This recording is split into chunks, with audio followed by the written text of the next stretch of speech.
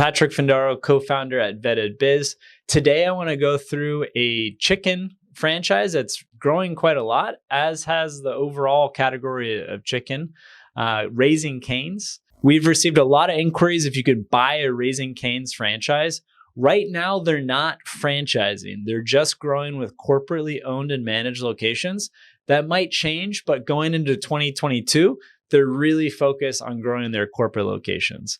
They're actually opening up a location 3 blocks from our office off Lincoln Road in Miami Beach. So I'm excited to check out the Raising Cane's when they open that up.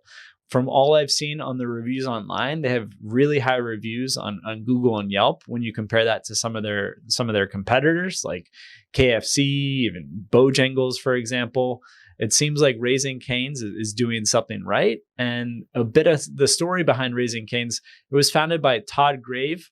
His business plan was rejected while I was in college, tried to get financing from banks, other options. It just was not happening. So he had to go out and make the money himself. He worked 90 hours a week at an LA refinery and then later worked 20-hour days at a salmon fishery in Alaska. So, tell me about someone that's more determined to get their business off the ground and really going all in on something that they believe in. So Todd Grave did that, and it's really paid off. They opened recently their 600th location, and he was able to finally get that SBA loan, thank God, in 1996 to open up the first Raising Cane's restaurant. It's been on the Forbes 100 list for best employers for new graduates, Glassdoor's top 100 best places to work. So it has a great environment for their employees. We see a similar phenomenon at Chick-fil-A, where employees are happy to be there. That energy passes on to the customer, and employees end up spending a lot more time at a Raising Cane's compared to a KFC or another similar fast food concept.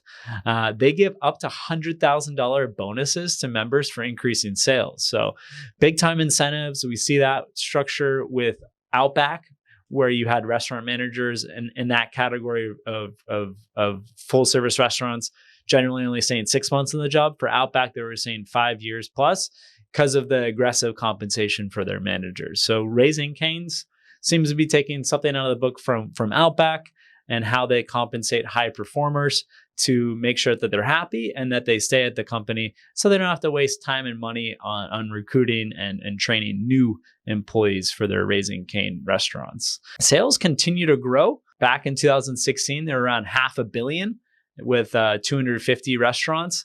Going to 2019, they passed the $1 billion mark with over 400 locations. And they're way past $1 billion in system-wide sales now.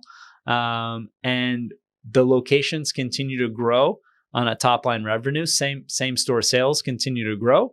And the category is booming. Chicken restaurants are opening up. Americans are preferring chicken over beef and some other protein categories. And back in 1990, fun fact, Americans consumed 61 pounds of chicken per year, which I thought was a lot.